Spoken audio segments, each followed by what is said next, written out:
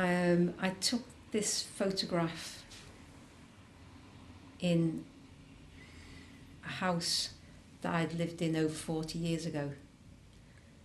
The house was due to be demolished, but it's actually been saved by some people, other people who are living on the street that the house is in. Nobody's lived in the house for years and years and years. And in the photograph that I've taken, I've put 2 photographs on the stairs of the house. There's one of me when I was about 2 or 3 years of age, and the one above it is my dad's merchant seaman's identity card. And on my dad's identity card are his fingerprints. And why this photograph is important to me, that I've taken of the other 2 photographs on the stairs of this house, is because it is significant for me, because that now within this photograph me and my dad are together. I wasn't raised by my dad, but throughout my life, and I'm 50 now, throughout my life, while he was alive, he always looked out for me and was always in touch with me, although I didn't know him very well. And I wanted to dedicate something to him, really.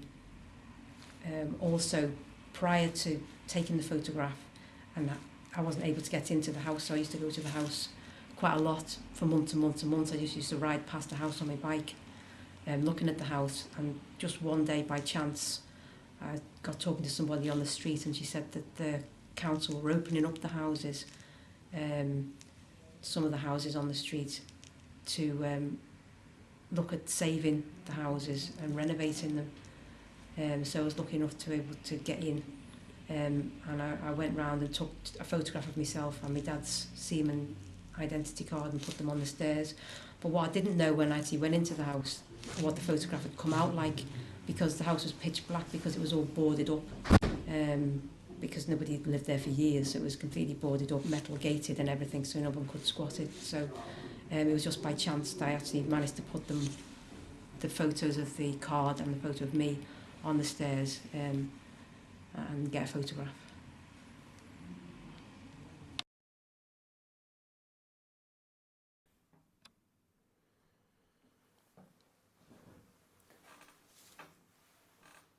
The reason behind this piece of work is to, in a radical and humorous way, turn around the situation of the MPs and put them in our situation and experience the real life hardships, struggles and humiliating situations that we have to deal with on a day-to-day basis, and to use them like pawns or chess pieces in a game like they do with us.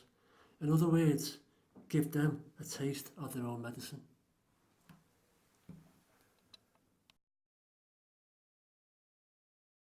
This is my dad's bus pass. It brings back a lot of happy memories. He passed away in 2006, sadly.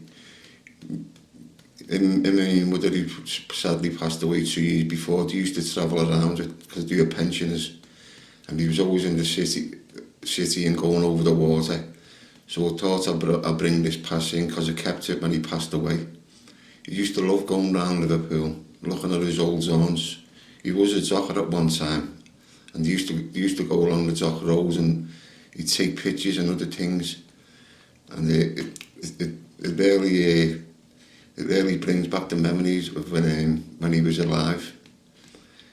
And he always liked getting on the bus and travelling around and doing sightseeing and that.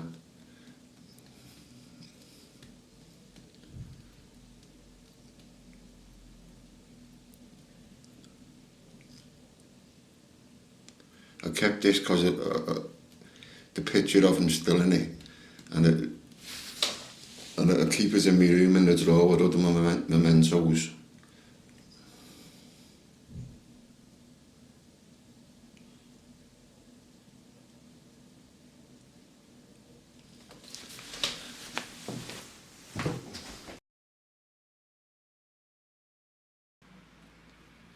Genuine by me, Robert Morrison. Genuine fake leather. Next leaves will be fake on parade of fake trees. Vanity shopping, alive in the city, deaf. Look at square in the eye, rock your soul and fly straight to heaven and never look back. Looking back entails regret. More vanity, I guess, for a shallow parade that will only lead to a shallow grave. Be brave and remember, the wind always changes direction and life is for living. Leave dying for the fake plastic trees to come. I'm a red-hot Liverpool supporter. I have been since I was 8 years old. My fond memories about Liverpool Football Club was when they won the title every year in the 70s and 80s. My favourite manager was Kenny Dalglish. My favourite players were Ian Rush, Dalglish, Robbie Fowler. I always used to go to the game in the late 80s. And in the Champions League back in 2005, I was over the moon. Nowadays, I just stay and watch the match because it's too dear.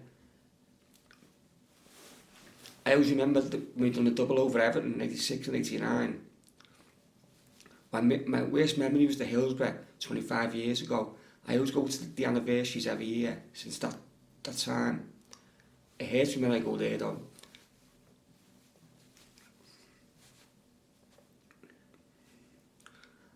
I hope Liverpool win the title this season or even get in the Champions League 4th spot.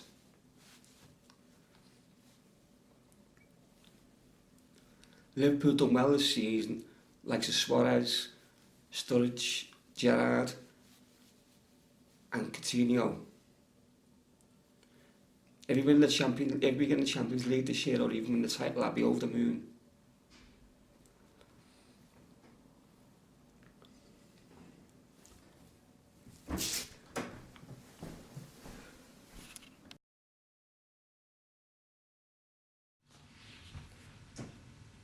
This is a picture of my mum and dad.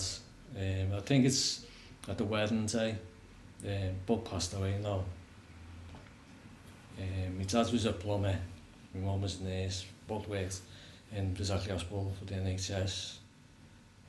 The lights represent me being an electrician, carrying on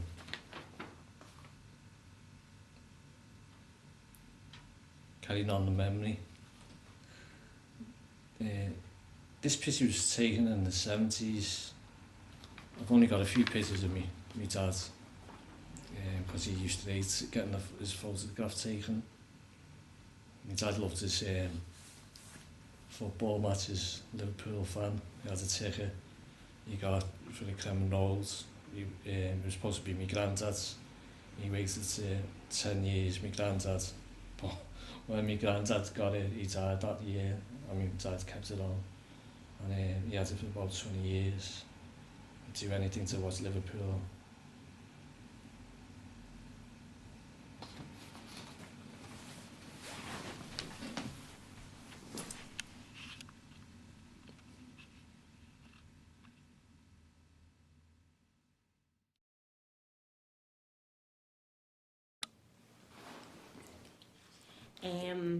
So this picture in a way just shows how I've changed as I've gone through my 20s, because at the moment I'm a student nurse and that's my ID badge in the picture, but it took me a while to decide that's what I wanted to do, and I've had loads of jobs in the past, but when I was 22 I started working in my friend's milkshake bar in the New Quiggins. It was on Renshaw Street, and that's the backdrop of the photo.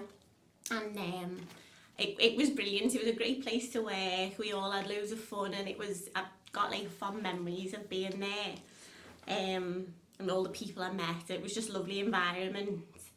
But then I love what I do now, and it's taken all the other jobs that I've had to decide that that's what I wanted to do. And now I'm learning all the time. I'm meeting loads of new people and just doing what I've always wanted to do, really, just sort of working with people with mental health issues to hopefully make things a bit better for them, and just hopefully do what I can to help with a bit of luck.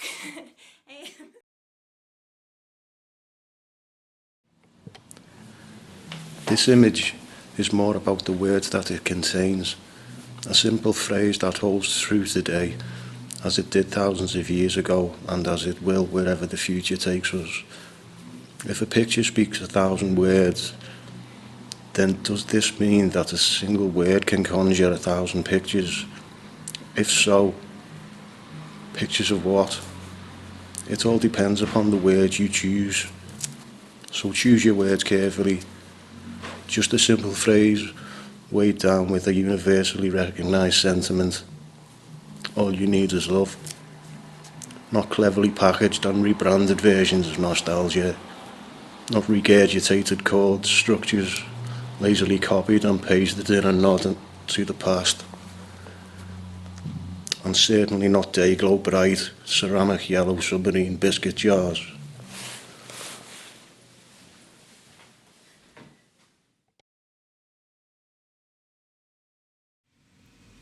My photo was based around Dead Man's Walk, which is at the Old Bailey in London. It was a walk that people would take after being convicted of murder or whatever, to be hung. My image is to do with the walk itself. As you walk down it, the doorways get smaller and smaller, like in Alice in Wonderland or something. And it's a sort of like a walk you take of your own, well, not of your own choice, but it's to do with drugs, drink or whatever, addiction. It's a walk, you know, you take that you can't come back from, or some people don't come back from. That's about it, basically. Okay.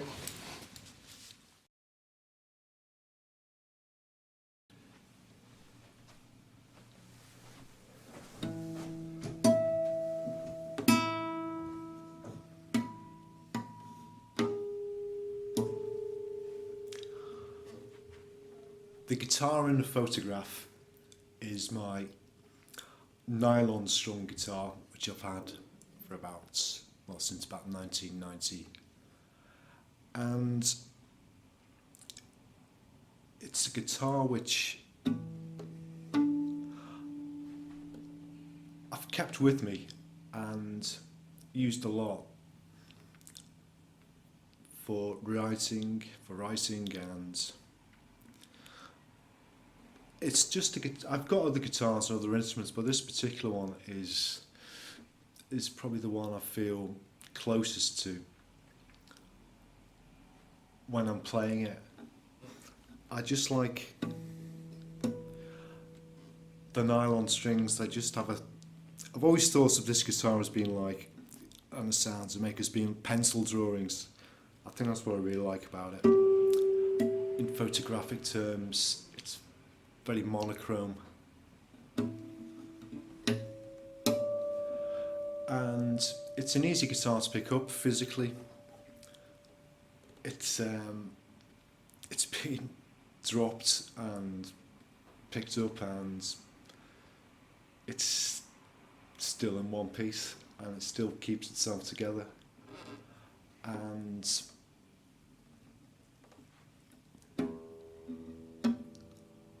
yeah, it's a good guitar to craft things on, I find. Just simple little things.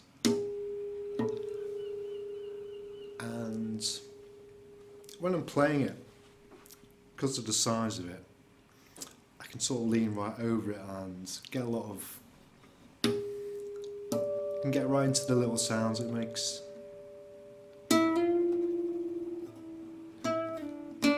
And I just like drawing the little pencil lines on it, whereas on other guitars, acoustic guitars, tend to play a lot more chords, but this I just found like simple little individual notes.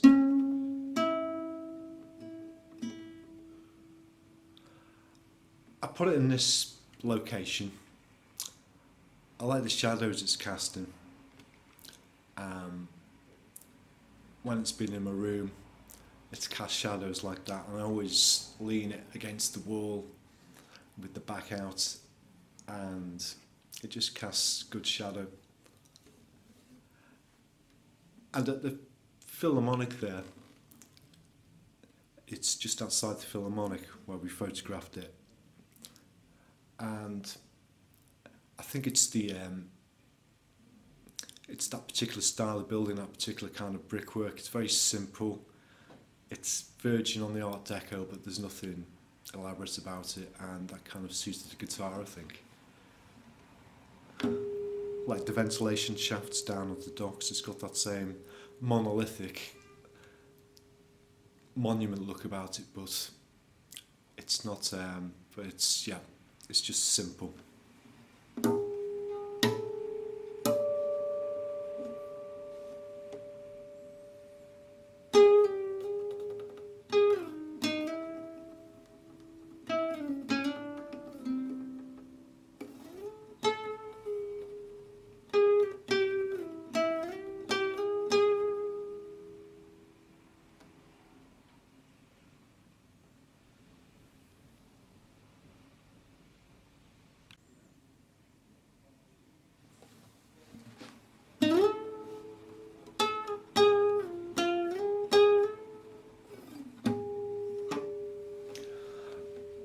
I think the guitar's been now, and it's just been me on my own, and sometimes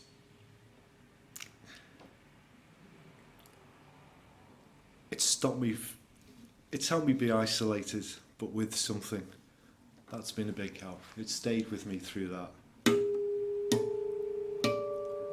Even just a few moments, it just can change.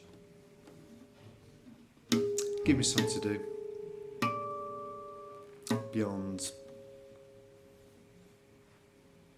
Beyond myself, I think, yeah.